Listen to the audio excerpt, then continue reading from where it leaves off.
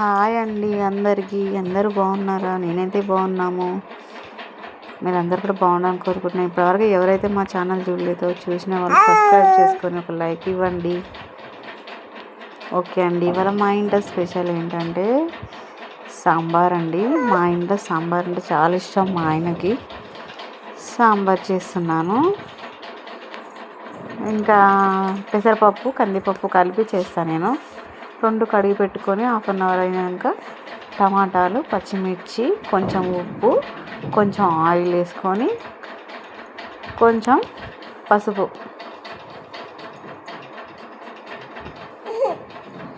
వేసుకున్నాక ఇంకంత మంచిగా కుక్కర్ మూత పెట్టేసుకొని గ్యాస్ పైన అయితే పెట్టుకున్నానండి.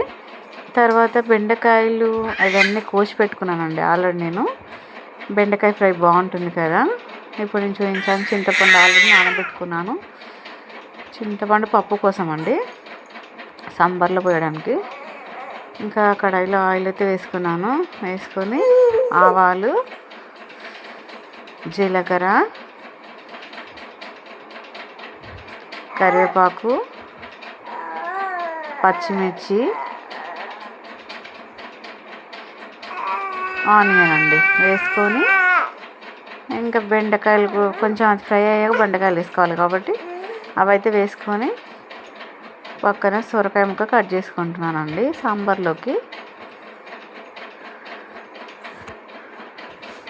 ఇది కొంచెం మిక్స్ చేసుకుంటే కొంచెం ఫ్రై అవుతుంది. ఫ్రై అయ్యాక బెండకాయలు వేసుకోవాలి కాబట్టి పక్కన సొరకాయ తీసుకుంటున్నాను.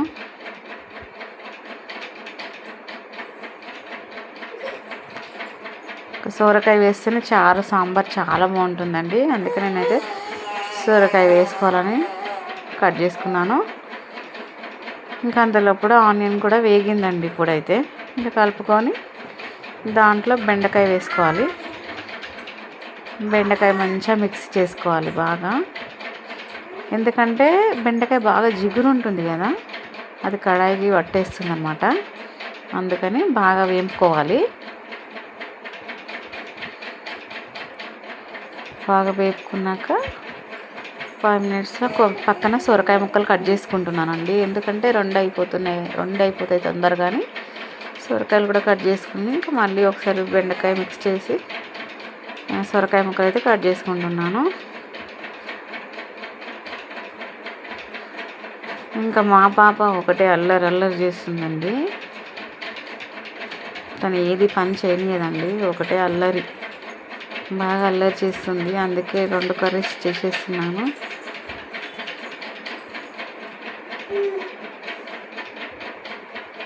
ఇంకా పక్కన సొరకాయ ముక్కలు కూడా కట్ చేసుకున్నానండి. ఇంకా సొరకాయ ముక్కలు అయిపోయినాక మళ్ళీ ఒకసారి బండిలో కలుపుకోవాలండి. కలుపుకున్నాక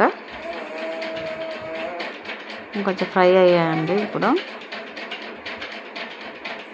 ఇప్పుడు మనం పసుపు వేసుకోవాలండి. పసుపు వేసుకున్నాక కొంచెం ఉప్పు వేసుకొని కలుపుకోవాలి. నేనైతే బెండకాయ ఫ్రై నార్మల్గా చేసేస్తానండి. ఎందుకంటే సాంబార్లో ఆల్రెడీ సాంబార్ ఉంటుంది కాబట్టి బెండకాయ ఫ్రై హంచుకు పెట్టుకొని తినొచ్చని చేస్తున్నాను.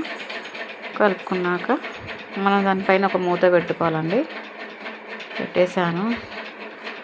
బాగా ఫ్రై అయ్యాయండి, మంచిగా ఫ్రై అవుతున్నాయి. మళ్ళీ ఒకసారి పెట్టుకోవాలి, మూత పెట్టేసుకొని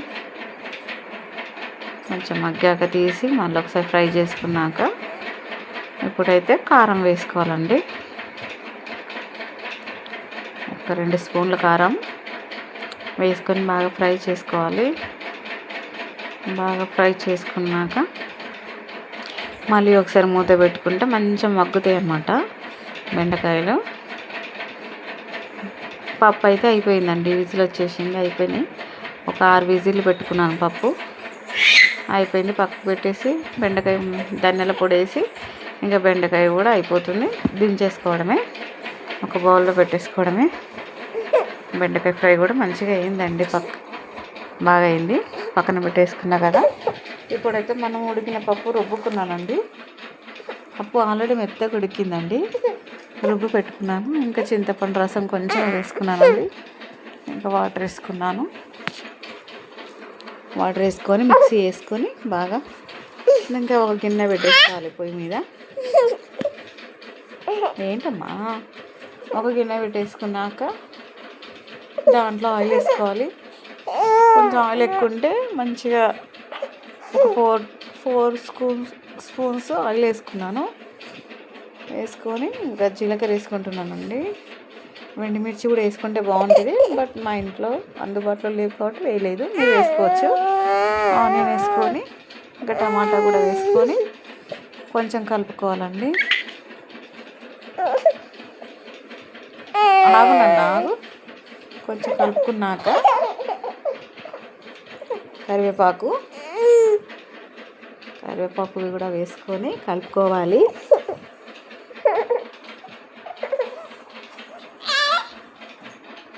వేసుకొని కలుపుకున్నాక కొంచెం మంచిగా మగ్గినాక సొరకాయ ముక్కలు కూడా వేసుకొని అవి కూడా ఉడకాలి కదండి. కొంచెం ఉడికినాక సాంబార్ పోసుకోవడానికి బాగుంటుంది.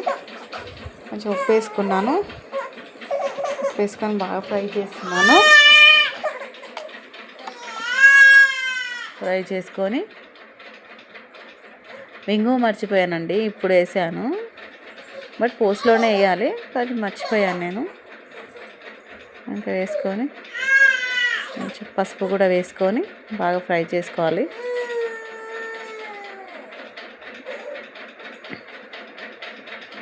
ఇంకా బెండకాయ అయింది కదండి, అది ఒక గిన్నెలో సర్వ్ చేసుకోవాలి.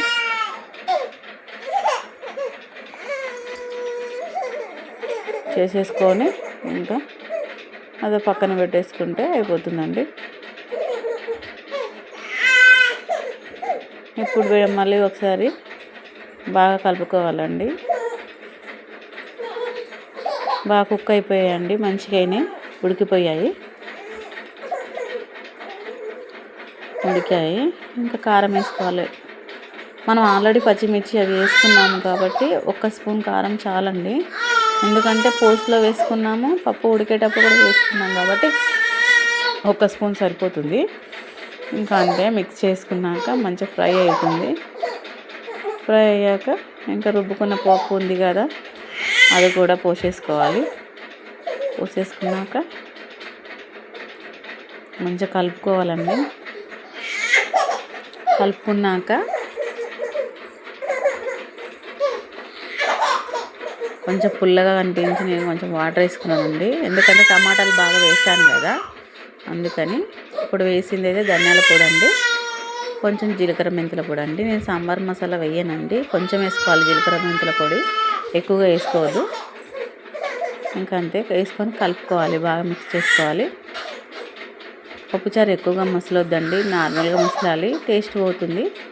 ఇంకా రెడీ, సాంబార్ రెడీ అండి. Okay, bye.